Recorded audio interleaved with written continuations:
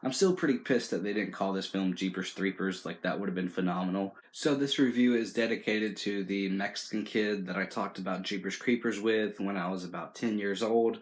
My nanny and papa owned this pine straw business, and they came to pick up pine straw, and somehow while me and this kid was swinging, we just started talking about Jeepers Creepers, and we started talking about Jeepers Creepers 3, which, if I knew what I knew now, I probably wouldn't be excited for Jeepers Creepers 3. So, this is a film that I have been regretting talking about since I started my channel. I do love the first film. The second one's okay, and the third one, oh my god, I was so disappointed when I went to go see it in the theater. But has my opinion changed? Find out. So yeah, let's get started.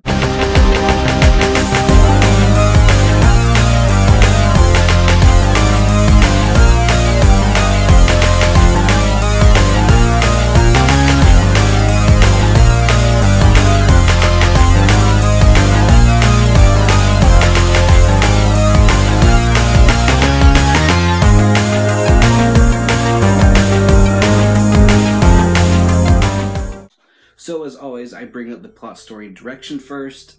So this film is set in between the events of 1 and 2. So, there's nowhere that this film could really go.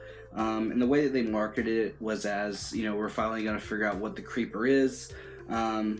And there's a lot of things that they add that doesn't really make sense and doesn't really happen in the other 2 films. But all we figure out is that this thing is ancient. Like, I could have told you that from Jeepers Creepers 1 with the cathedral under the church. But I will say, the cinematography is probably the best in the series, but cinematography doesn't always make it a great film.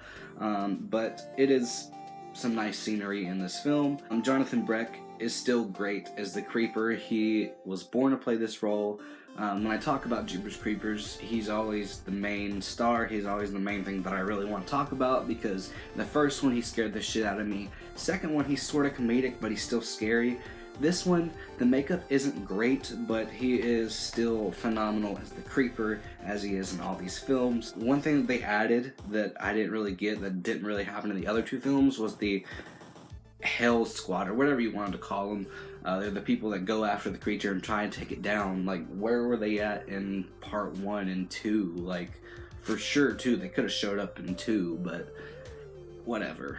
The best parts of this film is the elements that they try to recreate from the other 2 films, but they don't do it as well, and they try to surprise us with a lot of things, but I'll get into that later on. So for plot, story, and direction, I'm going to be nice and give it a 2.5 out of 5. And so on to the kills, gore, and effects. Damn, don't even get me started on the CGI and the use of green screen in here. It is very, very bad. I understand this is a back to roots type film. It's not as big as the second one, but you go from, I'm just guessing, the first film had like had a budget of $3 million, I believe. And they skyrocketed up to like 10 million for the second one. I could be mistaken, but this one had a budget of $1 million. That is not good. So your effects, even the practical effects, aren't always the best. The practical effects that are the best are the scenes that are shot during the night, not during the day when you can see the creeper. And it sort of looks like a mask, but I know it's all makeup, but it's just not as good as the first 2. The second one's my favorite, but like, if they shot this film at night, they could have used his bad makeup to an advantage. Like, they could have make it look good in the nighttime, make it all creepy and everything, but they don't do that. They show the creeper way too much. The truck was phenomenal in the first one. Like, you think of Jeepers Creepers, you think of the truck, but if you think of Jeepers Creepers now, you're gonna think of that truck, but in a different way. I pretty much hate this truck, but you do get to see the inside of the truck more than you did in the first film. But this truck kills a lot more people than the creeper does, and that's messed up. There is like maybe 1 or 2 decent kills, and that's when like the creeper's throwing the spear or whatever to the 2 guys that you don't really care for, and they get stuck to the tree. That looked cool, but there's no other kills that really stand out other than what the creeper mobile did. I don't know. So for kills, gore, and effects, like I said, I'm gonna be nice and give this like a 2.5 out of 5. When I first saw this, everything about this movie pissed me off, but I've watched it maybe about, 3 to 5 times upon rewatch to try and see if it's, better upon rewatch, and it has gotten better, but it's not good. It's alright, but yeah, for kills, gore, and effects, I'm going to give it a 2.5 out of 5.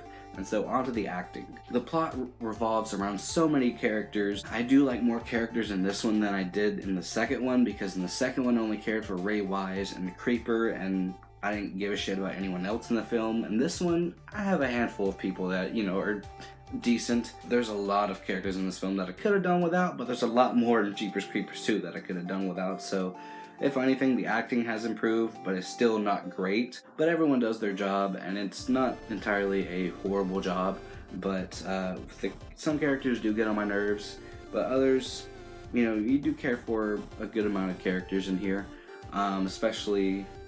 particularly Brandon Smith as Sergeant Tubbs, and Stan Shaw. I liked him in this. I didn't really care for Meg Foster. I didn't care for the main lead, or the actress, but I do like Chester Rushing. I think that's what his name is, but he's from Stranger Things. But for acting, I'm going to be nice and give it a 3.25 out of 5. And so on to the ending and finale. And this is the part that made me laugh so hard, but it was so embarrassing when I saw it in theaters. So the Creeper finds out that the characters know what he is, but we don't know. Like, the characters find out, but we don't know anything about that, other than it's ancient. But the Creeper pulls a Darth Vader, and it's just embarrassing beyond belief.